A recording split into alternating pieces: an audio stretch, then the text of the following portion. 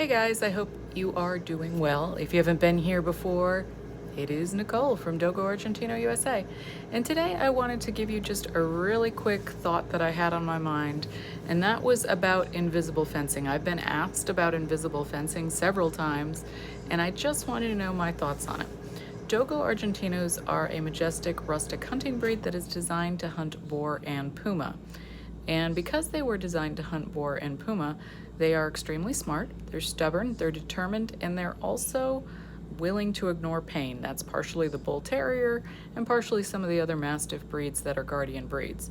So if you are thinking that you are going to use an invisible fence because it's cheaper to contain your Dogo Argentino dog, I can tell you that is probably not going to work. And this is the reason. All they have to do is break through the barrier once and they get a shock from the collar. But once they're outside the barrier, they can't come back into your yard without suffering another shock going through the barrier. So what that basically means is if, for example, a squirrel, a cat, another dog crosses by your yard, that Dogo Argentino dog is not going to be contained by the shock. It's just going to take it, go through the invisible fence, and then once it's on the other side, if it is able to catch its game, for example, a rabbit, a dog, a small cat, there's going to be mayhem that ensues. And then let's assume that that goes the Dogo Argentino's way. It's not, for example, a coyote. And the Dogo kills a rabbit, just for example. Okay, well now it wants to come home, but it can't because that invisible fence is creating a barrier that keeps it away from its home.